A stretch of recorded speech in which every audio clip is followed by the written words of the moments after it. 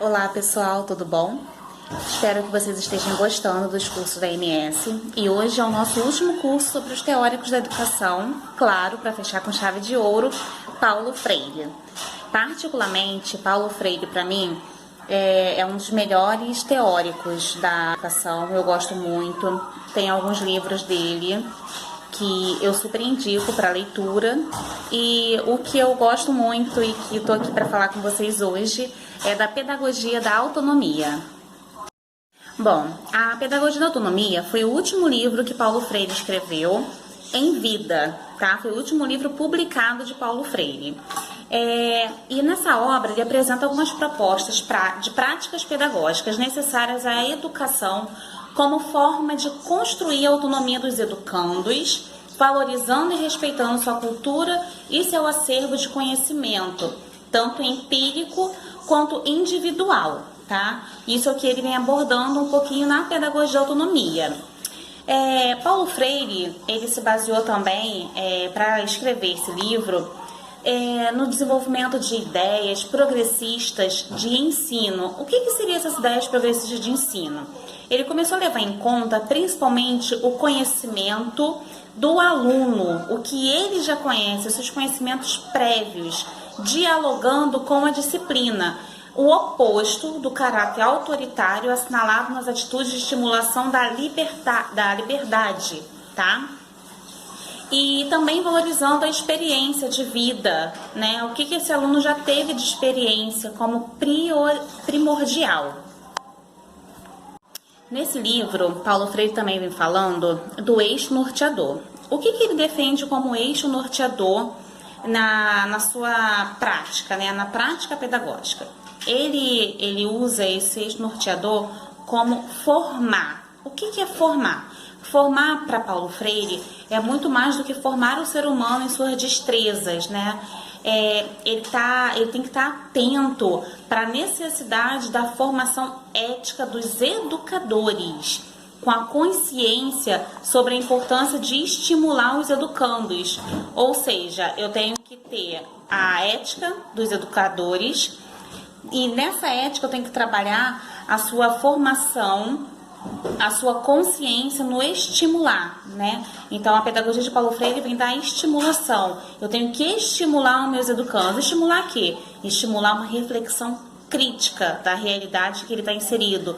Eu não tenho como educar, como alfabetizar, eu não tenho como ensinar sem criar nos meus educandos uma consciência crítica. E uma consciência crítica não de uma utopia do que pode ser, mas uma consciência crítica do que eu estou vivendo, da realidade que eu estou inserido, tá? Isso é a pedagogia que Paulo Freire defende. E na pedagogia também da autonomia, ele vem enfatizando também alguns aspectos primordiais adotados pela sociedade atual, como simplicidade, humanismo, ética e esperança. Na pedagogia da autonomia, Paulo Freire também vem enfatizando alguns aspectos primordiais para a vida em sociedade, né? Como, por exemplo, a simplicidade, o humanismo, a ética e a esperança. E isso tudo na visão do capitalismo, levando a sociedade, que o capitalismo ele vai levar a sociedade a um consumismo exacerbado e uma alienação coletiva. Então ele vem usando também esse termo de alienação desde o seu livro da Pedagogia do Oprimido, né? E através principalmente desses veículos de comunicação em massa. Então ele pede para a gente se atentar muito. Então eu gosto muito desse livro dele, que ele vem trabalhando justamente isso, a autonomia, como que eu como educadora consigo trabalhar a questão da autonomia crítica dos meus educandos, tá? Eu vou ler agora um pouquinho de um trecho do livro da Pedagogia da Autonomia que eu gosto muito e eu espero que vocês também curtam. Ensinar exige criticidade. Não há para mim na diferença e na distância entre a ingenuidade e a criticidade, entre o saber de pura experiência feito e o que resulta dos procedimentos metodicamente rigorosos, uma ruptura, mas uma superação. A superação e não a ruptura se dá na medida em que a curiosidade ingênua, sem deixar de ser curiosidade, pelo contrário, continuando a ser curiosidade, se criticiza. Ao criticizar-se, tornando-se então permitindo-se-me repetir, curiosidade epistemológica, metodicamente rigorizando-se na sua aproximação ao objeto, conota-se seus achados de maior exatidão.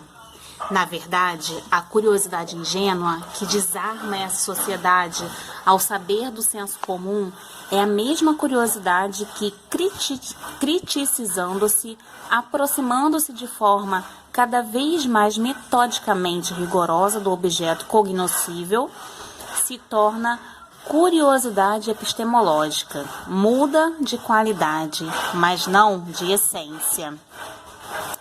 A curiosidade, como inquietação indagadora, como inclinação ao desvelamento de algo, como pergunta verbalizada ou não, como procura de esclarecimento, como sinal de atenção, como manifestação presente à experiência vital. A curiosidade humana vem sendo histórica e socialmente construída e reconstruída, precisamente porque a promoção da ingenuidade para a criticidade não se dá automaticamente. Uma das tarefas precípuas da prática educativa progressista é exatamente o desenvolvimento da curiosidade crítica, insatisfeita e indócil.